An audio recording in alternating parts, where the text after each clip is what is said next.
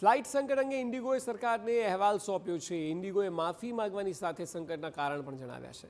મુખ્ય 5 કારણો ગણાવ્યા છે। વિન્ટર શેડ્યુલ, ટેકનિકલ મુશ્કેલી, પાયલોટની હાજરી, એફડીટીએલ નિયમોને પણ ફ્લાઇટ સંકટ માટે જવાબદાર ગણાવ્યા।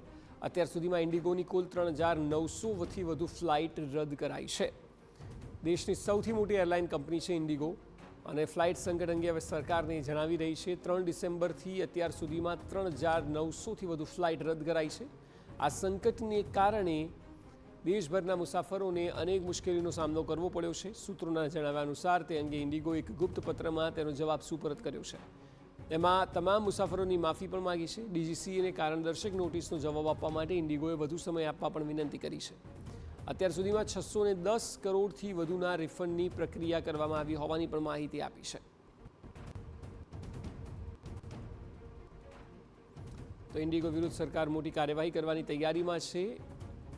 ઇન્ડિગોના ફ્લાઇટ શેડ્યુલમાં 5%નો ઘટાડો થઈ શકે છે। આશરે 110 દૈનિક ફ્લાઇટ્સ અન્ય એરલાઇન્સને ફાળવાઈ શકે છે। ક્ષમતા વધારવા સંસાધનો હશે તે એરલાઇનને ફાળવાશે ફ્લાઇટ। જરૂર પડતા સરકાર વધુ 5% ફ્લાઇટનો પણ કરી શકે છે ઘટાડો। સરકાર દ્વારા અન્ય વિકલ્પો પર પણ વિચાર વિમર્શ થઈ રહ્યા છે। ઉલ્લેખનીય છે કે ઇન્ડિગો સંકટ મુદ્દે સોમવારે રાજ્યસભામાં નાગરિક ઉડ્ડયન પ્રધાન રામમોહન નાયડુએ કહ્યું હતું કે નિયમોનું ઉલ્લંઘન કરનાર એરલાઇન્સ વિરુદ્ધ કડક કાર્યવાહી થશે અને તે તમામ એરલાઇન કંપનીઓ માટે ઉદાહરણ હશે।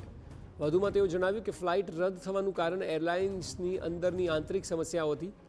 રામમોહન નાયડુએ સ્પષ્ટતા પણ કરી કે ઇન્ડિગોના ફ્લાઇટ સંકટને એફડીટીએલ નિયમો સાથે કોઈ લેવા દેવા નથી। જે પણ મુસાફરોને તકલીફ થઈ તેની પૂરેપૂરી જવાબદારી નક્કી કરવામાં આવશે।